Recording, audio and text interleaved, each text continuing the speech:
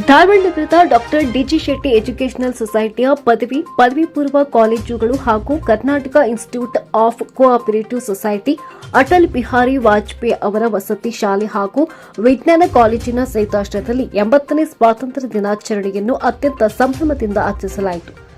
ಕೆನರಾ ಬ್ಯಾಂಕಿನ ನಿವೃತ್ತ deputy general manager K N ಕುಲಕರ್ಣಿಯವರು ಧ್ವಜಾರೋಹಣ ನಿರ್ವಹಿಸಿ ಮಾತನಾಡಿ, ಪೂರ್ವಜರ ತ್ಯಾಗ ಬಲಿದಾನಗಳಿಂದಾಗಿ ನಮಗೆ ಸ್ವಾತಂತ್ರ್ಯ ಸಿಕ್ಕಿದೆ.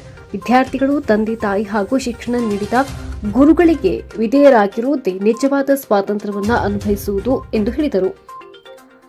ಕರ್ನಾಟಕ ಇನ್ಸ್ಟಿಟ್ಯೂಟ್ ಆಫ್ ಕೋಆಪರೇಟಿವ್ ಸೊಸೈಟಿಯ ಪ್ರಾಂಶುಪಾಲರಾದ ಡಿಆರ್ ವೆಂಕಟರಮಣ ಮಾತನಾಡಿ, ಹಿರಿಯ ಸ್ವಾತಂತ್ರ್ಯ ಹೋರಾಟಗಾರರ ಜೀವನ ನಮಗೆ ದಾರಿದೀಪವಾಗಿದೆ.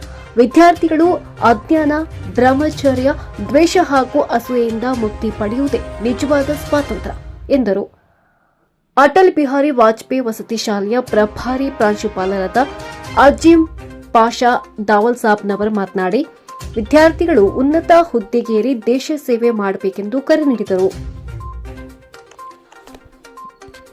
ಇನ್ನು ಕಾರ್ಯಕ್ರಮದ ಅಧ್ಯಕ್ಷತೆ ವಹಿಸಿದ್ದ ಸಂಸ್ಥೆಯ ಅಧ್ಯಕ್ಷರಾದ ಡಾಕ್ಟರ್ ಡಿಜೆ ಶೆಟ್ಟಿ ಅವರು, ವಿದ್ಯಾರ್ಥಿಗಳು ತಮ್ಮ ಮೂಲಭೂತ ಹಕ್ಕುಗಳೊಂದಿಗೆ ಕರ್ತವ್ಯಗಳನ್ನು ಅರಿತು ಜೀವನ ಸಾಗಿಸಬೇಕು.